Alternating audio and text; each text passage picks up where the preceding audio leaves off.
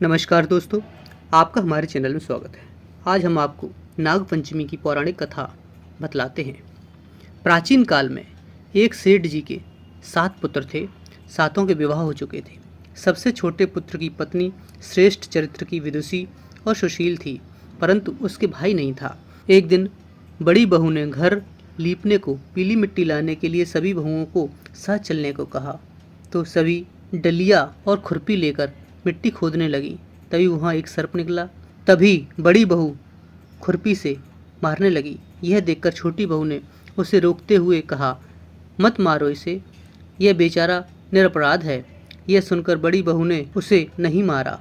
तब सर्प एक ओर जा बैठा। तब छोटी बहू ने उसे कहा, हम अभी लौट कर आती हैं, तुम यहाँ से मत जाना। यह कहकर वह सबके साथ मिट्टी लेकर घर चली गई और वहाँ काम काज में फंसकर सर्प से किया हुआ वादा भूल गई। उसे दूसरे दिन वह बात याद आई तो वहाँ पहुँची और सर्प को उस स्थान पर बैठा देखकर बोली, सर्प भैया नमस्कार। सर्प ने कहा, तूने भैया कहा है मुझे, इसलिए तुझे छोड़ देता हूँ, नहीं तो झूठी बात कहने के कारण तुझे अभी डस लेता। वह बोली, भैया मुझसे भूल हो गई, उसकी क्षमा मांगती हूँ। तब सर्प बोला, अच्छा तू आज से मेरी बहन हुई और मैं तेरा भाई, तुझे जो मांगना हो मांग ले। वह बोली, भैया मेरा कोई नहीं है, अच्छा हुआ जो तू मेरा भाई बन गया। कुछ दिन व्यतीत होने पर वह सर्प मनुष्य का रूप रखकर उसके घर आया और बोला, मेरी बहन को भेज दो। सबने कहा, इसके तो कोई भाई ही नहीं था। तो वह बोला, मैं दूर के रिश्ते में इसका भाई हूँ, बचपन में ही बाहर चला गया था। उसके विश्वास दिलाने पर घर के लोगों ने छोटी बहू को उसके साथ भेज दिया।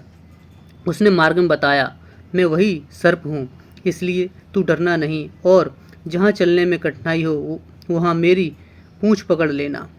उसने कहे अनुसार ही किया और इस प्रकार वह उसके घर पहुँच गई।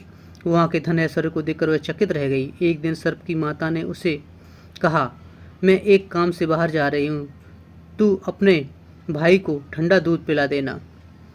उसे यह बात ध्यान न रही और उसने गर्म दूध पिला दिया, जिससे उसका मुंह जल गया। यह देखकर सर्प की माता बहुत क्रोधित हुई, परंतु सर्प के समझाने पर चुप हो गई। तब सर्प ने कहा कि बहन को अब उसके घर भेज देना चाहिए।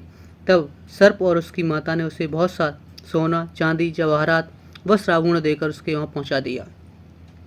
इतना सारा धन देखकर बड़ी बहू ने ईर्ष्या से कहा, भाई तो बड़ा धनवान है, तुझे तो उससे और भी धन लाना चाहिए। सर्प ने यह वचन सुना तो सब वस्तुएं सोने की लाकर दे दी। यह देखकर बड़ी बहू ने कहा कि झाड़ू भी सोने की होनी चाहिए। तब सर्प ने झाड़ू भी सोने की लाकर रख दी। सर्प ने छोटी बहू को हीरों मणियों का एक अद्भुत हार दिया और उसकी प्रशंसा उस देश की रानी ने भी सुनी। वह राजा से बोली, सेठ की बहू का हार यहाँ पर आना चाहिए। राजा के मंत्री को हुक्म दिया गया, उससे वह हार लेकर शीघ्र ही उपस्थित हो। मंत्री ने सेठ जी से जाकर कहा, महारानी छोटी बहू का हार पहनेगी, वह उससे लेकर मुझे दे दो। सेठ जी ने डर के कारण छोटी बहू का हार दे दिया।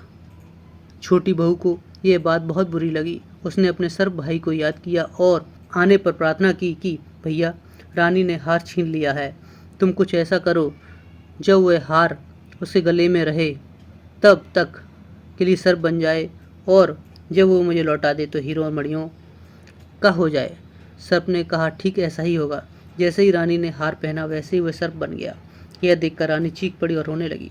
यह देखकर राजा ने सेठ के पास खबर भेजी कि छोटी बहू को तुरंत भेजो। सेठ जी डर गए कि राजा न जाने क्या करेगा। वे छोटी बहू को स्वयं लेकर उपस्थित हुए।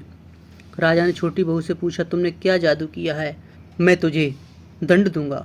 छोटी बहू बोली, राजन धृष्टता क्षमा कीजिए, यह हार ऐसा ही है, मेरे गले में हीरों और मणियों का रहता है और दूसरे गले में सर्प का बन जाता है। यह सुनकर राजा ने वह सर्प बना हार उसे देकर कहा, अभी पहनकर दिखाओ। छोटी बहू ने जैसे ही उसे पहना वह हीरों मणियों को बन गया। यह देखकर राजा को उसकी बात पर विश्वास हो गया और उसने प्रसन्न होकर उसे बहुत सी मुद्राएं देकर वहाँ से विदा कर दिया।